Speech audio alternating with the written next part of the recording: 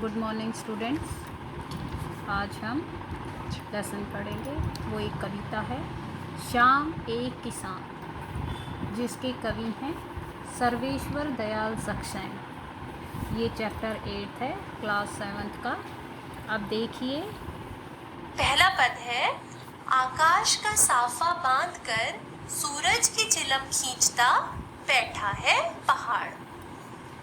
तो जैसा कि इन पंक्तियों से स्पष्ट होता है कि पहाड़ का चित्रण किसान के रूप में किया गया है और वह किसान क्या कर रहा है, सूरज को चिलम की तरह पी रहा है। अर्थात सूरज का चित्रण चिलम के रूप में किया गया है। सूर्य अस्त हो रहा है, शाम का दृश्य है तो सूर्य अस्त हो रहा है। और जैसा कि हम सबको पता है कि जब सूर्य अस्त होता है तो वो कैसा दिखाई देता है, एक आग के गोले सा दिखाई देता है। अर्थात उसमें उतनी ऊष्मा या उतना ताप नहीं होता जितना कि दिन के समय होता है। दिन के समय तो सूर्य की रोशनी और गर्मी हमें बहुत तेज लगती है, लेकिन शाम के समय उसकी रोशनी हल्की हो जाती है।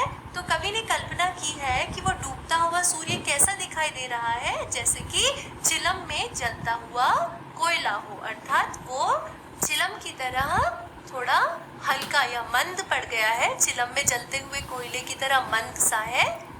और इसीलिए उसने कल्पना की है कि पहाड़ जो है वो एक किसान के रूप में बैठा है और सूर्य को चिलम की तरह पी रहा है, डूबते हुए सूर्य को चिलम की तरह पी रहा है।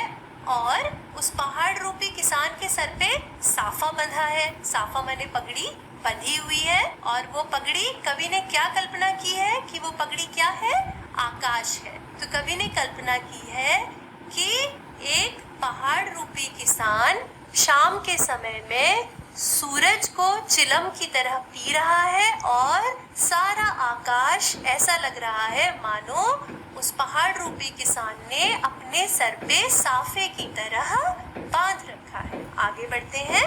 घुटनों पर पड़ी है नदी चादर सी, पास ही दहक रही है पलाश के जंगल की अंगीठी।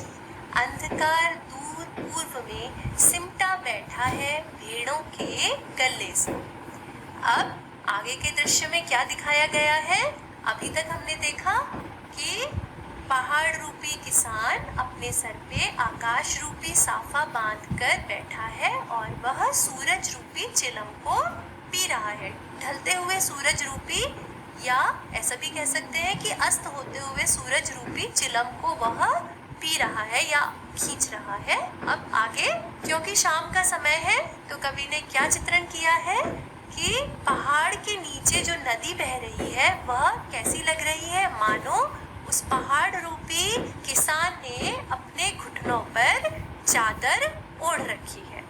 वह पहाड़ के नीचे बहती हुई नदी ऐसी लग रही है मानो कि उस पहाड़ रूपी किसान ने उसे चादर की तरह अपने घुटनों पर ओढ़ रखा है। और पास ही दहक रही है पलाश के जंगल की अंगीठी।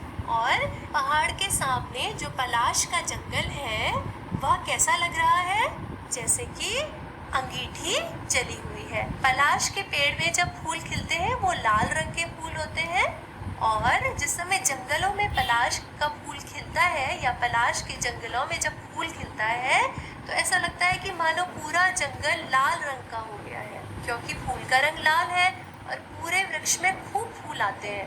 तो ऐसा लगता है कि जैसे जंगल लाल रंग का हो गया है। तो कवि ने यहाँ कल्पना की है कि पहाड़ के सामने जो पलाश का जंगल है वो मानो क्या है, अंगीठी की तरह जल रहा है। उसके लाल लाल फूल जो है वो कैसे लग रहे हैं, जैसे कि अंगीठी में कोयला जलते समय लाल रंग का हो जाता है वैसे लग रहे हैं।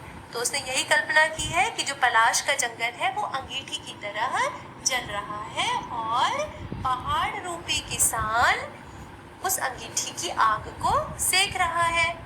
फिर आगे, अंधकार दूर पूर्व में सिमटा बैठा है भेड़ों के गले सा। अब क्योंकि शाम का समय है तो धीरे धीरे सूर्य अस्त हो रहा है और अंधेरा छा रहा है, लेकिन अभी सूर्य पूरी तरह से डूबा नहीं है तो इसलिए अंधेरा ज्यादा नहीं है, हल्का हल्का अंधेरा है। तो कवि ने कल्पना की है कि जो पूर्व दिशा में, क्योंकि सूर्य कहाँ अस्त होता है, पश्चिम दिशा में अस्त होता है और निकलता कहाँ से है, पूर्व दिशा से उदय होता है। सूर्य की हल्की रोशनी है वो पश्चिम दिशा में ज़्यादा है और पूर्व दिशा में धीरे धीरे अंधेरा छा रहा है। तो कवि ने यहाँ पर कल्पना की है कि जो पूर्व दिशा में अंधेरा छा रहा है वह मानो ऐसा लग रहा है कि भेड़ों का झुंड सिमट कर बैठा हुआ है। तो अभी तक का दृश्य क्या है? कवि ने कल्पना की है कि पहाड़ रूपी किसान आकाश रूपी साफे को अपने सर पे बांध के अस्त होते हुए सूरज रूपी चिलम को अपनी तरफ खींच रहा है। उसके घुटनों पर पहाड़ के नीचे बहती हुई नदी ऐसी लग रही है मानो उसने अपने घुटनों पर चादर ओढ़ रखी है और उसके सामने पलाश के जंगलों के जो लाल लाल फूल हैं वो ऐसे लग रहे हैं मानो कि अंगीठी जल रही है और वह किसान अपनी ठंड भगाने के लिए उस अंगीठी को सेक रहा है। पूर्व दिशा में जो अंधकार छा रहा है वो ऐसा लग रहा है कि मानो भेड़ों का गल्ला, गल्ला अर्थात होता है झुंड, तो ऐसा लग रहा है कि मानो पूर्व दिशा में जो अंधकार छा रहा है वो भेड़ों का झुंड है जो एक जगह पर सिमट गया है या एक जगह पर इकट्ठा हो गया है। आगे अब दृश्य बदल जाता है। यहाँ पर कवि ने चित्रण किया है कि सूर्य कैसे अस्त होता है और उसके बाद अंधेरा छा जाता है। तो इसका चित्रण करने के लिए कवि ने आगे लिखा है, अचानक बोला मोर, जैसे किसी ने आवाज दी, सुनते हो। तो कवि ने यहाँ पर कहा है कि किसान बैठ के चिलम पी रहा है और अचानक मोर ने आवाज दी। अचानक मोर बोल पड़ा और उसके बोलने की आवाज कैसे लगी? मानो किसी ने पुकार के कहा हो, सुनते हो। अब किसको पुकारा होगा? किसान को। तो कवि कहते हैं कि मोर के बोलने से या मोर की आवाज से ऐसा लगा जैसे अचानक किसी ने किसान को अपनी तरफ पुकारा, सुनते हो। और उसकी यह सुनते हो की आवाज कानों में पड़ते ही क्या हुआ? चिलम औंधी, धुआं उठा, सूरज डूबा, अंधेरा छा गया। जब किसान के कानों में मोर की आवाज पड़ी तो कवि ने कल्पना की है कि वो आवाज कैसी थी? जैसे किसी ने किसान को पुकारा हो। और उस आवाज को सुनते ही अचानक क्या हुआ? किसान के हाथों में जो सूरज रूपी चिलम थी वो गिर पड़ी या पलट गई और उसके पलटने से क्या हुआ? धुआं उठा। धुआं उठा यानी चिलम बुझ गई और धुआं उठा। धुआं उठना यानी यहाँ पर धुएं का उन्होंने अंधकार के रूप में चित्रण किया है कि सूरज जैसे ही किसान के हाथों से सूरज रूपी चिलम गिरी या जैसे ही सूरज अस्त हुआ वैसे ही क्या हुआ? धुआं उठा यानी अंधकार हो गया, जिसके परिणाम स्वरूप क्या हुआ? सूरज डूब गया और चारों दिशाओं में अंधेरा छा गया यानी शाम समाप्त हो गई और रात्रि आरंभ